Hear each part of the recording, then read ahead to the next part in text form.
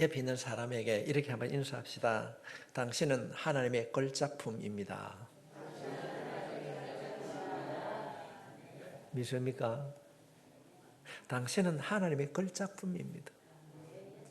세상의 어떤 것으로도 만들 수 없고 누구라도 빼앗길 수 없는 하나님이신 그분이 인간의 몸으로 오셔서 그가 십자가에 피 흘려 못 박혀 죽으심으로 인하여서 구속받은, 구원받은 하나님의 걸작품인 줄 믿습니다. 오래전에 시골에 한 농부가 아들을 데리고 이제 사람을 만나기 위하여서 호텔 로비에 앉아 있습니다. 그런데 그분이 앉은 그 로비 앞에 엘리베이터 박스가 있었어요. 이 농부는 한 번도 엘리베이터를 본 적이 없습니다.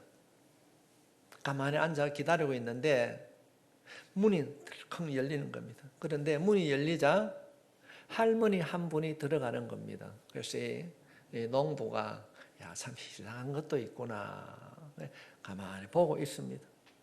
한참 있으니까 들어갈 때는 할머니 한 분이 들어갔는데 내려오는데 젊은 사람이 저녁이보다는 아주 젊은 분이 나오는 겁니다.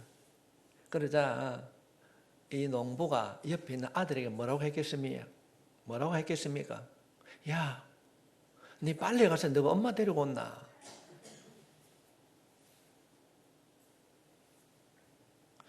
성도 여러분, 오늘 예배를 드리는 여러분은 현재 여러분의 모습에 만족합니까? 당신의 여러분의 그 마음 또는 성품, 현재 내가 살고 있는 그 가정에 만족하고 있습니까? 아무도 우리에게는 우리 마음 깊은 곳에는 변화에 대한 갈망이 있을 것입니다. 내가 좀 더 거룩한 사람으로, 좀 더 착한 사람으로, 정말 내가 내 자녀에게 좋은 엄마로, 좋은 아버지로, 아내와 남편으로, 또 자녀들이 나를 존중해주는 부모로 그렇게 변화되고 바꾸어지기를 원할 것입니다. 이런 마음을 가지고 계신다면 바로 오늘 본문에 있는 말씀은 여러분을 위한 말씀입니다. 우리 모두는 변화받기를 원합니다. 변화되기를 원합니다. 그러나 그 변화가 쉽게 찾아오지 않습니다. 이루어지지 않습니다. 그렇다고 한다면 우리가 어떻게 내 마음속에 가지고 있는 그 변화, 그것을 이루어갈 수 있을 것인가? 하나님은 오늘 기록된 본문에 있는 말씀을 통하여서 아주 간략하게 두 가지로 말씀하고 있습니다. 우리 모두가 먼저 변화받기를 원한다고 한다면 첫 번째로 낙심의 때에 우리를 찾아오는 하나님을 바라보라. 낙심의 때에 우리를 찾아오시는 하나님을 바라보라는 겁니다. 오늘 본문은 우리가 알고 있는 너무나도 유명한 기드온의 이야기인 것입니다. 사사 기드온이 오늘 등장하고 있습니다. 300명의 용사로 미디안 군사 수만 명을 물리친 타고난 지도자입니다. 우리는 그동안에 우리가 알지 못하였던 이 기드온의 모습에 대하여서 오늘 살펴보고 교훈을 받고자 합니다. 기드온은 어떻게 그런 위대하고 탁월한 일을 행할 수 있었는가? 원래 기드온은 태어날 때부터 금수저로 그렇게 태어났는가? 원래 믿음이 좋고 매사에 적극적인 사람이었는가? 전혀 아닙니다. 전혀 아닙니다. 어쩌면 오늘 이 자리에 예배를 드리는 여러분보다 더 열악한 환경에 살았던 사람입니다. 지금 미디안이 이스라엘을 점령한 지 8년이 지난 해입니다.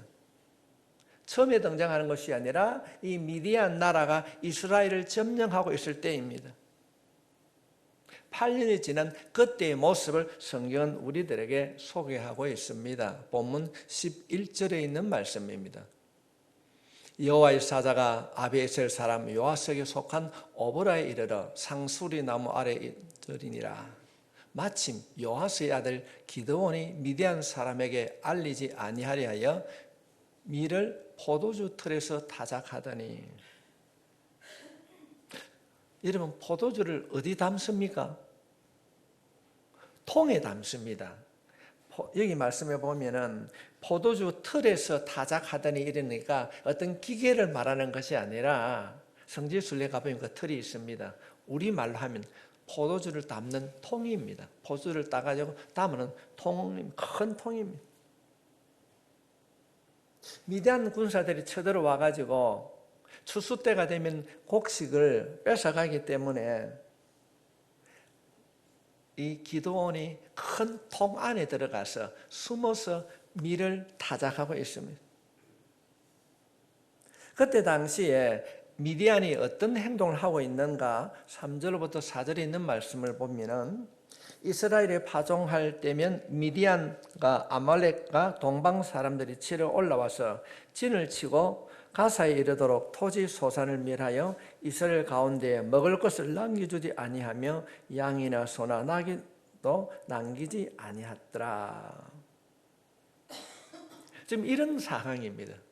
추수 때가 되면은 이 미디안 군사들이 쳐들어와 가지고 그 곡물을 다 뺏어가는 겁니다. 수탈해 가는 겁니다.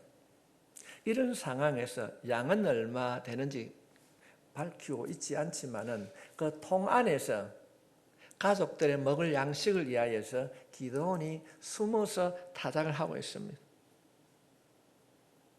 여러분, 통 안에 들어서 그 큰 통 안에 들어가서 미디안 사람들 몰래 이 밀을 타작하는 기드온의 모습을 한번 상상해 보십시오.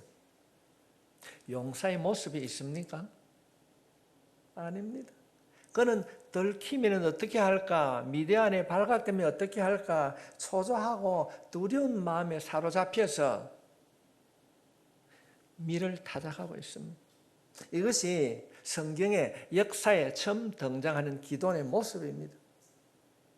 그는 너무나도 열악한 환경으로 인하여서 낙심하고 있었습니다.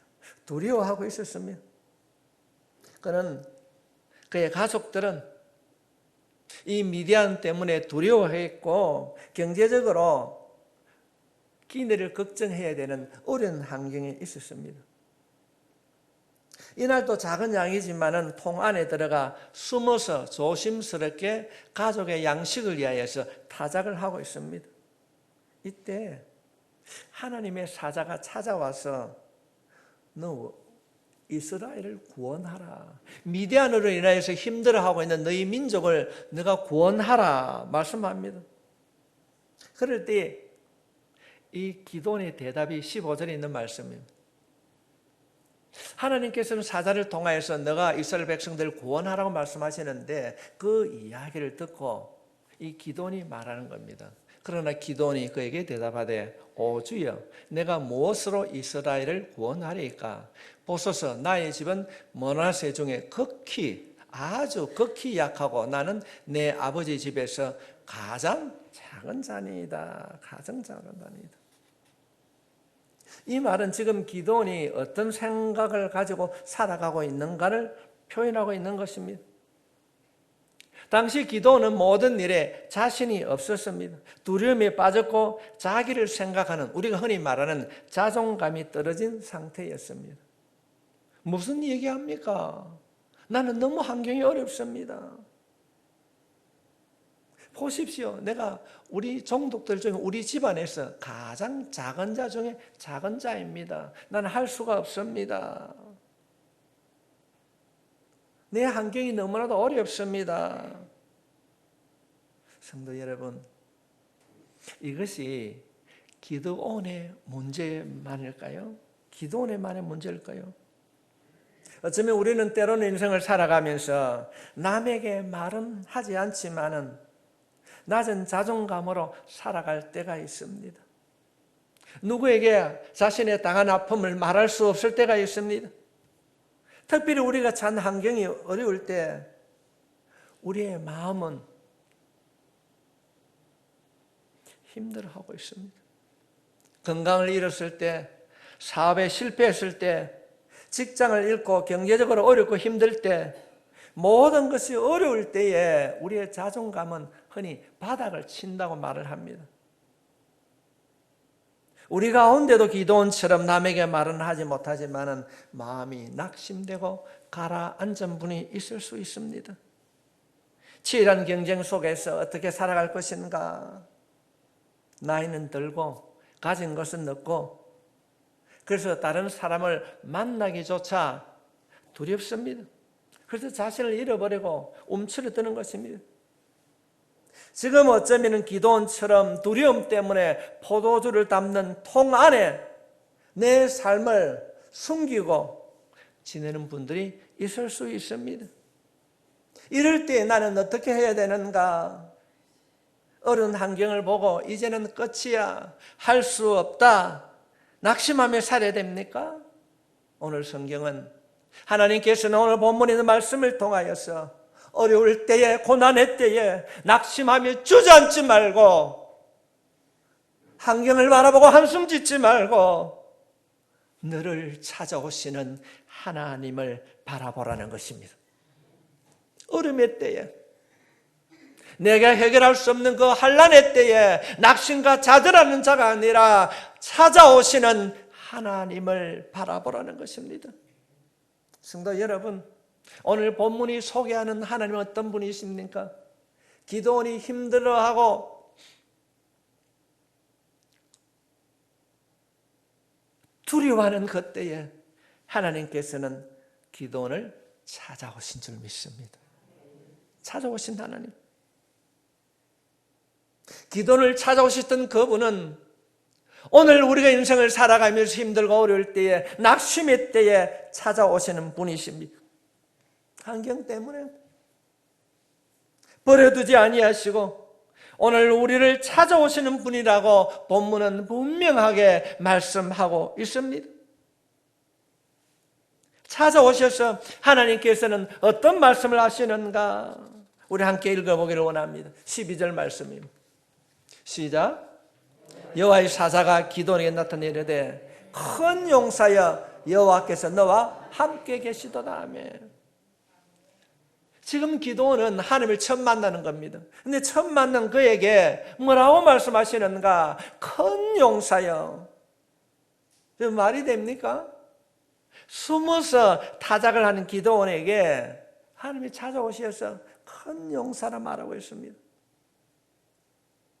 아마도 하나님이 아닌 다른 사람이 그 숨어서 타작하고 있는 기도원에게 큰 용사라고 말을 했다면 나를 놀리나 그렇게 말할 수도 있을 것입니다. 포도주 통 안에서 두려움 속에서 가족을 위해 작은 곡식을 타작하고 있는 그를 하나님은 큰 용사로 불러주셨습니다. 사랑하는 성도 여러분, 지금도 우리를 찾아오신 하나님을 여러분을 큰 용사로 부르시는 줄 믿습니다. 옆에 있는 성도들에게 다시 한번 인사합시다. 당신은 큰 용사입니다. 아멘. 어떻게 숨어서 포도주 즙틀 안에서, 통 안에서 밀을 타작하고 있는 그에게 큰 용사라고 말하고 있는가? 왜 그런 이야기를 할 수 있는가? 이유는 하나님께서는 우리의 현재를 바라보는 것이 아니라 우리 안에 있는 가능성을 보기 때문에 그렇습니다. 가능성을 보기 때문에. 사람들은 언제나 내가 처한 현재를 바라보고 환경을 바라보고 나의 모습을 바라봅니다. 그래서 평가합니다. 너는 그래서 안 돼. 너는 할 수 없어. 그래가지고 너가 무엇을 할 수 있느냐? 부모들이요, 아이들이 학교 성적이 좀 떨어지면 어떻게 말합니까? 공부를 그래가 어떻게 먹고 살겠나? 기억하십시오. 우리를 찾아오신 하나님은 그렇게 말하지 않습니다. 하나님께서는 언제나 현재보다, 환경보다 우리의 미래를 보십니다. 성준아, 너는 앞으로 더 잘 될 거야. 아멘. 예린아, 고3이라고 힘들지? 괜찮아. 하나님께서 너 미래를 바라보고 있는 거야. 하나님은 언제나 우리의 미래를 바라보고 있습니다. 내 능력이 아닙니다. 내가 처한 환경은 더더욱 아닙니다. 하나님이 함께 하시면 주님께서 주님의 뜻을 이루어 나갈 이 땅 가운데에 주님의 도구로 쓰임받게 해주실 줄 믿습니다. 주님은 우리의 미래를 보고 계십니다.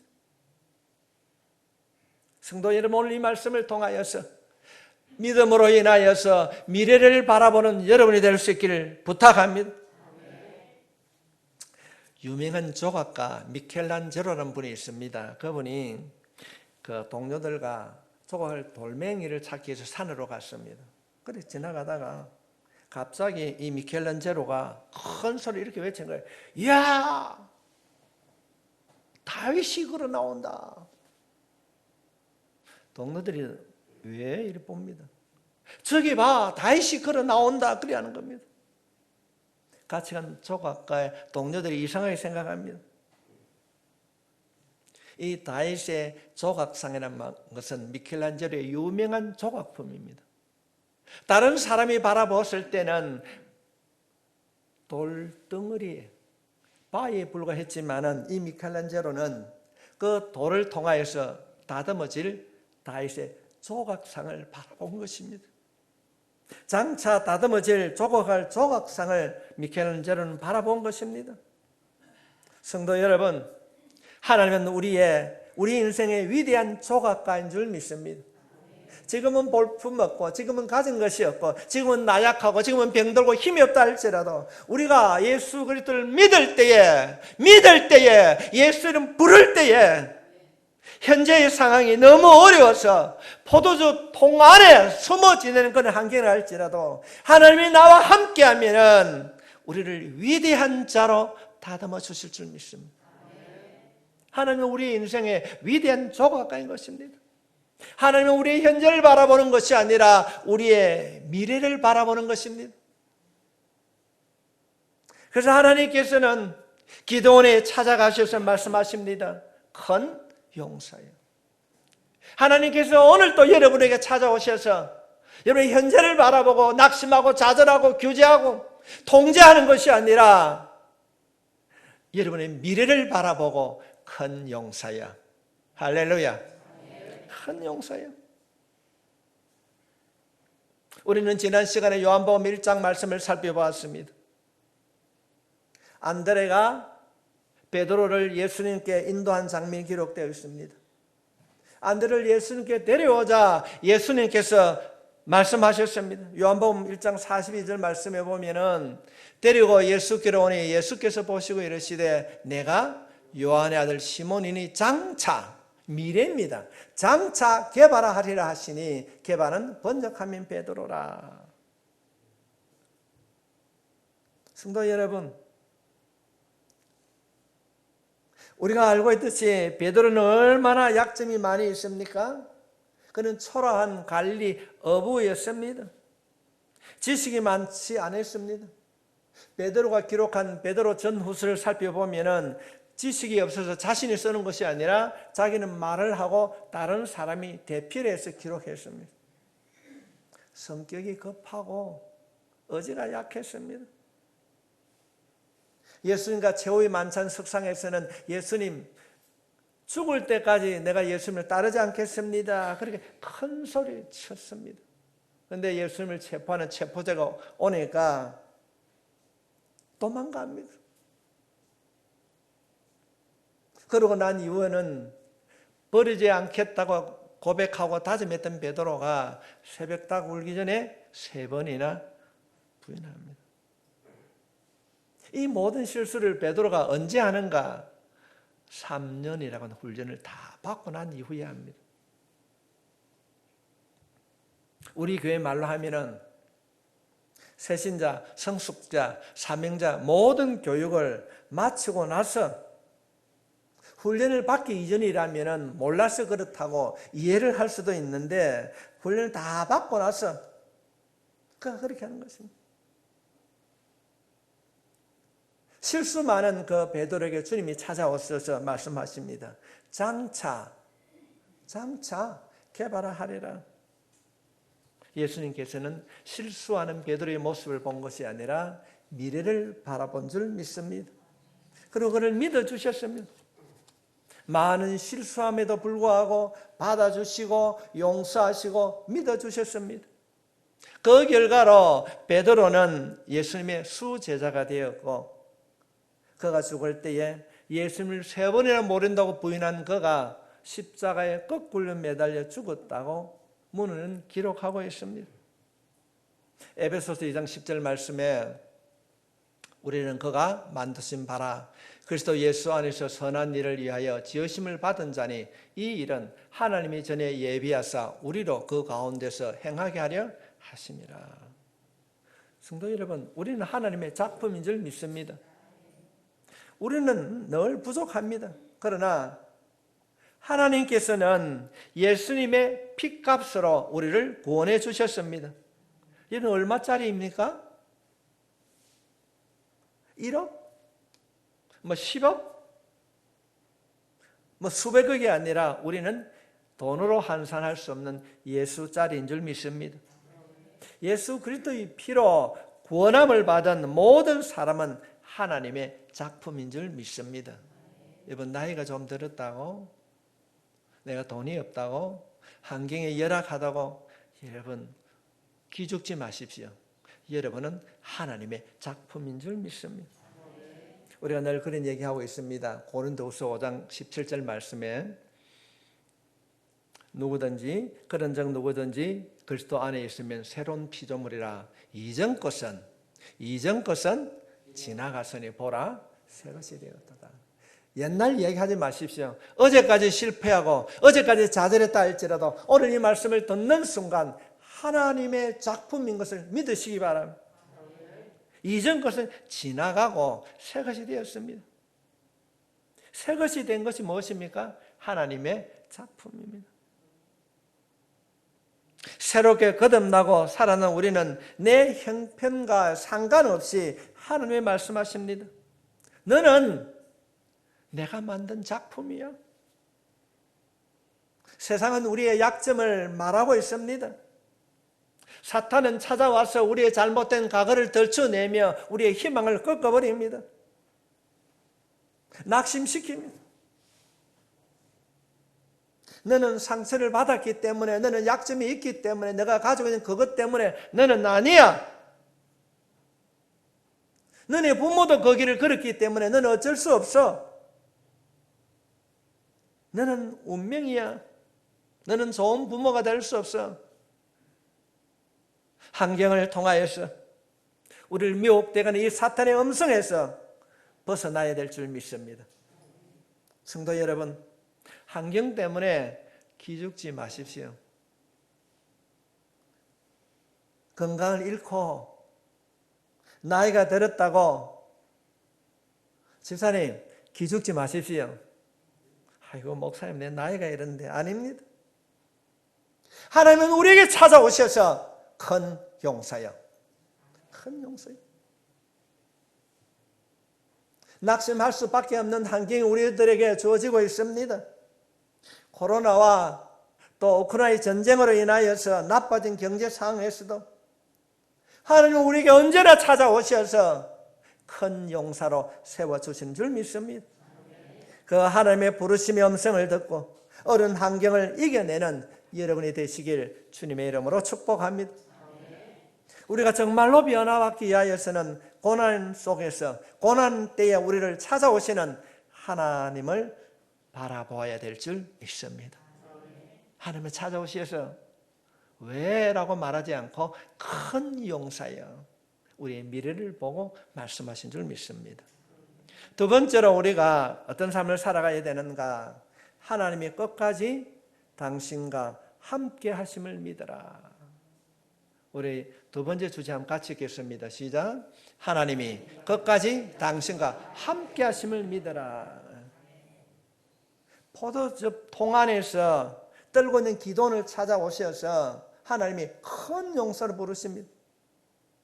큰 용사여 여호와께서 너와 함께. 오늘 우리는 이 말씀을 이해를 잘해야 됩니다. 우리가 용사인 이유가 무엇인가? 하나님께서 찾아오셔서 김집사, 이집사, 이건사, 김건사 너는 큰 용사야.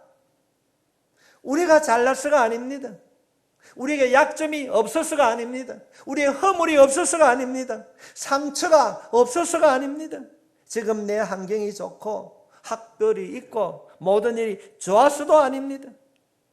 우리가 큰 용서한 이유는 하나님께서 우리와 함께 계시기 때문입니다.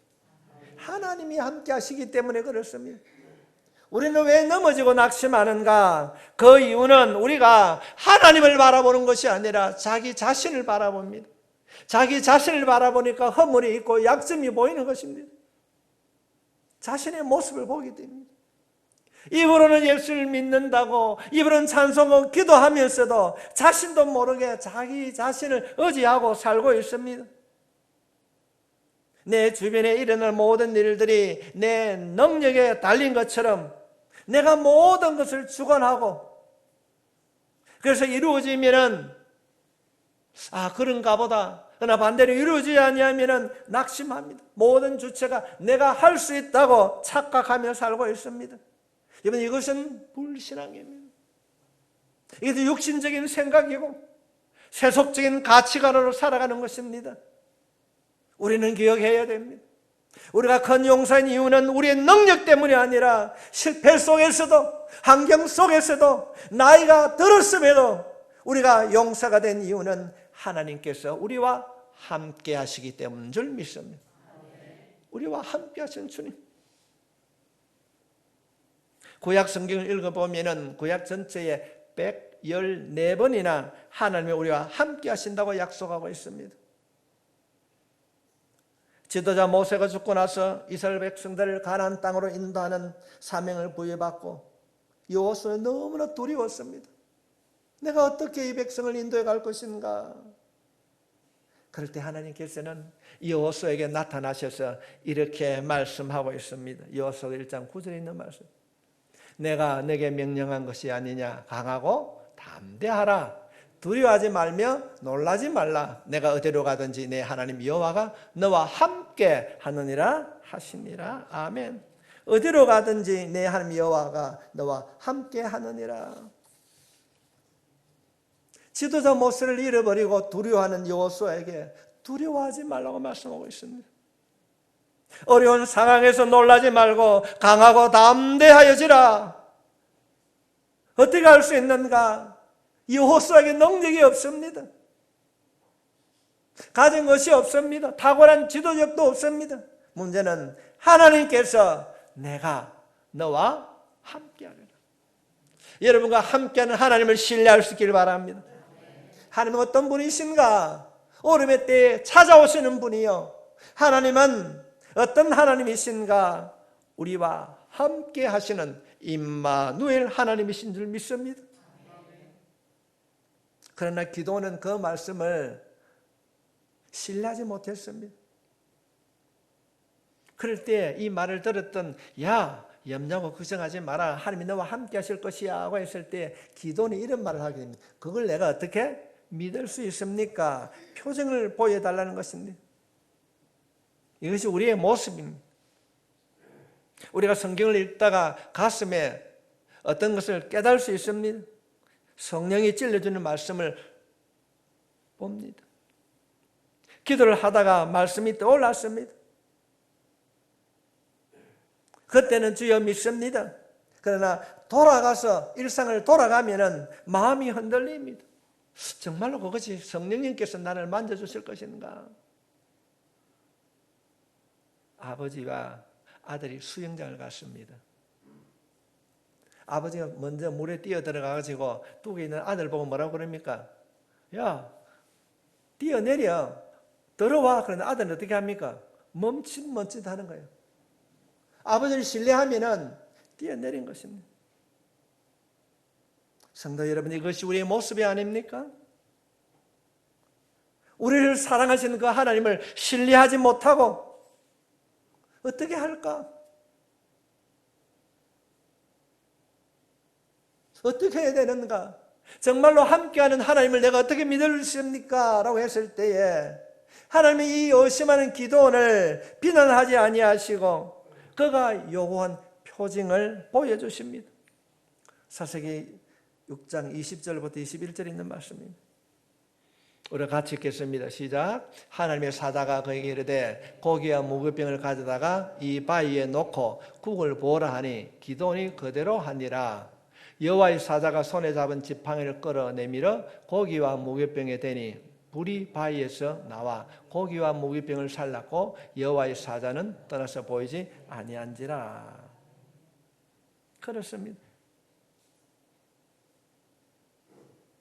하나님은 어떤 분이신가?